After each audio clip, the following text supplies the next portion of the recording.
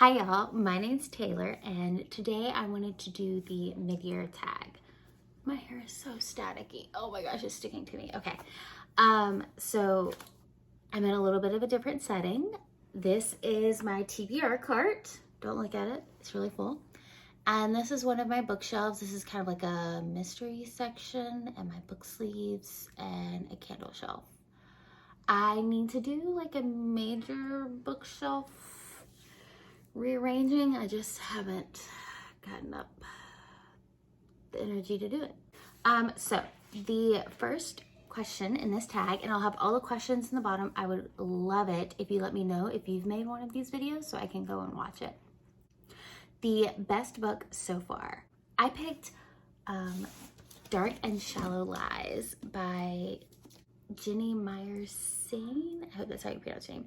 So this is really awesome. This was gifted to me and I read it this year, and this author is actually from Tulsa, Oklahoma, where I live. And I thought that was just the neatest thing. I know she's actually coming out with another book pretty soon, but this is a young adult, which isn't a genre that I normally like, but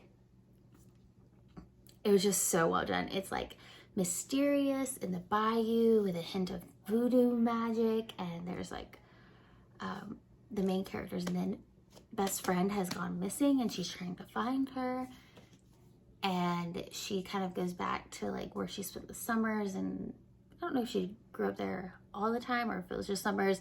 I think it's complicated, but so it's like all these kids she's known growing up, but like they're growing up and they're changing and things are changing, and it was so good. Next up, we have the best sequel. So I picked Crowbones for this. This is a sequel to Lake Silence, which I actually just recently read. Crowbones came out this year and I read it and I really enjoyed it. Like, if you've seen my channel, you know I'm obsessed with the other series by Anne Bishop.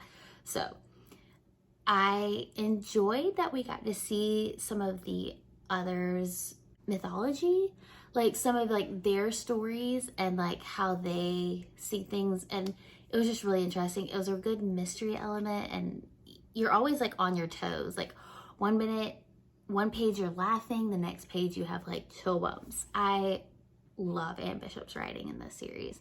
I really want to try more of her books. Next up is a new release that I haven't read yet, which I picked The Impossible Imposter by Deanna Raybourn. I almost said Veronica Speedwell, but that's not the author, that's the character. These books are so great. So it's a historical mystery, and there is one of the most slow burn romances I have ever seen. Like, slow burn. So do not go into it if you're wanting a romance. Adore the characters, adore the mysteries. It's really fun. I wouldn't call it like a cozy mystery, but they're not very like graphic. It is historical. She's a smart sleuth and it's just really fun. She's very independent and I love this series. I haven't got around to An Impossible Imposter yet. I think I've kind of heard some hit and miss reviews. I applied for an ARC of it and I didn't get it, which I was really sad. And so then I guess I put it off. I was waiting for the audiobook to come from my library, and then I've heard like hit and miss reviews, and so I'm like nervous. Okay, so the next question is about my most anticipated release for the next half of the year. And that is, of course, Soul Taken by Patricia Briggs. It's the next in the Mercy Thompson series, and I'm really excited. It's kind of, from what I understand, the vampire wolf goes missing and Mercy has to find him, and of course that's going to lead to like way more big and bads. I need to finish rereading the series and get caught up, so like, because with Briggs' book there's always like foreshadowing and like little cookie crumbs that you just like, they all just come together. I'm really hoping we get to find out who Sherwood is this book, because in the last book he remembered. And she didn't tell us who he was, but he remembered. So I'm dying to know. If you have any theories, let me know. I'm a part of the Mercy Thompson Facebook group fan page, and they're always talking about theories on there, and I love it. So let me know if you have any theories in the comments. The next question is my biggest disappointment so far, and that was Falling for Rachel by Nora Roberts. I wasn't a fan. Like, I talked about it on my wrap up. There was like a weird plot drama between like the main female character and her romantic interest and his little brother, and I didn't like it. It was weird. Not a fan. Biggest surprise. Okay, so this was really funny. I recently listened to Killer Triggers. It's by like Joe Kenda. Like, I think he had help writing it, but I don't know how that works. Anyway, this was a surprise to me because I laughed, like genuinely, like snickered while listening to it. And I thought it was so funny, which is such a weird thing to say, like listening to true crime, that like I found it funny, but in the best possible way. His humor was so surprising, and like his sass, oh, I loved it. It made me really happy. Favorite new author. So I picked two because this is really hard. These two authors are new to me. I have seen both all over social media, so it shouldn't be a surprise. The first one is, I hope I pronounced this right, Onley James. She wrote the Unhinged series, and I've only read book 1 and I loved it. She's a new to me author that I'm so excited to read more by. The second author is Emma Hamm. Again, I hope I'm pronouncing that right. She wrote, it's like a fae kind of Beauty and the Beast retelling, Heart of the Fae. Again, she has multiple books out now. I know, I've seen her all over social media. Love the book, and I'm so excited to read more by her. Newest fictional crush. So this kind of goes back to Onley James because I read Unhinged, and oh my god. Okay, so it is an romance, but like Adam, oh my god, Adam is so freaking adorable because he's like all murdery and stabby, but he's also like, you're mine and I'm gonna protect you. And I don't know, just something about him was so adorable. And I recently saw someone else talking about this book, and dang it, I cannot remember who. And they brought up the fact that like, so he's a psychopath or whatever, like he doesn't really understand feelings or like love and things. And so his boyfriend is going through some stuff and he doesn't know how to respond. And so he asks for help. He's like, hey, I don't know what to do. How can I help him? And he gets advice, and he takes the advice, and he does the advice, and it's great. And it's one of those things where it's like, they don't overcomplicate it. I don't know, it was just beautiful. I highly recommend it, and you will absolutely see why he is my new crush. Next is my newest favorite character. I feel like this is really hard, like picking one. Like, of course, like, you know, with like reading and like seeing different characters, you always find like little pieces of yourself in everyone. But I have one that kind of stands out just because she was so logical, which sounds crazy. But I read The Soulish of Sharp Claws by Helena. Let's just say that. And the main female in here is just so like, there's just times where she's so logical, but like in the best way. Like, hey, this super powerful magic deity being religious thing says that we are supposed to be mates. So that's pretty important. So we should like try to work this out. Something about her logic just made me love her. I loved her. Overall, the book was kind of long and it took me a while to get through it.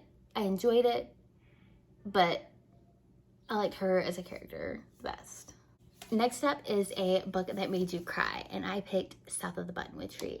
So this is the magical realism. It's so funny because I swear like all of these I just did in my wrap up. I guess maybe just because they're fresh on the brain.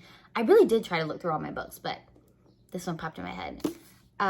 So there's a character in here that has dementia, and it's an older gentleman, and his wife is doing like everything she can to save him.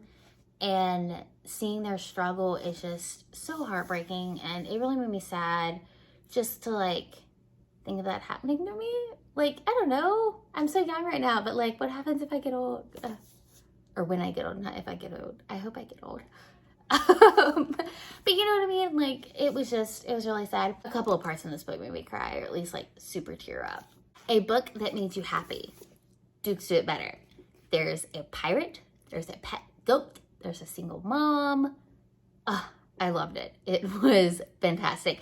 Bethany Bennett is one of my absolute new favorite authors. I didn't put her as my new author this year because I have read her books last year. I think this is book 3 of hers, but highly recommend. This book made me laugh.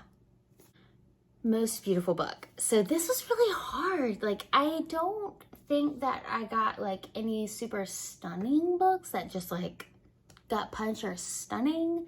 I like different covers for different reasons. I will say I did get this edition of Nora Roberts' Born in Ice, and it has a really pretty shiny cover on it. This is like one of her older ones, but this Born in Ice is one that I constantly reread. Again, I reread it recently.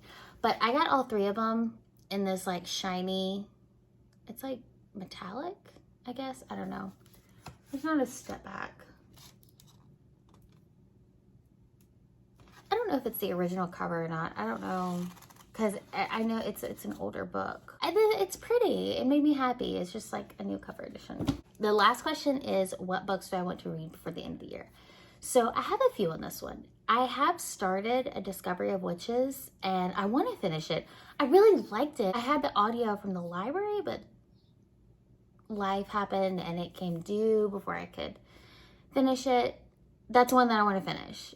I think I was only maybe like 40% in, but I really do want to finish it. Another one that's been on my mind recently is Late Eclipse. It's the next in the series. I think I plan to use my next like Audible credit to buy this one. I've been trying to keep an eye out to see if it's on sale because I love a sale, but it hasn't been on sale. So I'm probably gonna buy this one with my next Audible credit and listen to it. I really enjoy this fae world, and I think there's going to be more interaction with the love interest in this one. I think this is maybe kind of where they really like start based on the like synopsis or like and how like the last book ended. But I'm really excited to see where the series goes. I know it's like a long series. I think there's maybe 15-ish books in it so far. I also really want to do Fire and Blood, but I think I'm gonna wait until after the first season. I don't know like how much of the season we'll do of the book, but like with Game of Thrones, I watched it first and then I binged the books. And I think that really helped with, because like how big they are and how intricate. If I can kind of have that like visual idea, it'll help keep all the characters straight. You know what I mean? Because his books are intricate. So I might not get to it this year. I don't know. I know the new season starts in August, but I don't know how long that lasts. How many episodes are in a season? I don't know. So that might be a next year book, but it's on my list to like read it soon. So yeah, have you read any of these? Have you liked any of these? I would love to know if you've made one of these mid-year tag videos. Let me know in the comments so I can come watch your video. And I will talk to you guys later. Read what makes you happy. Bye, y'all.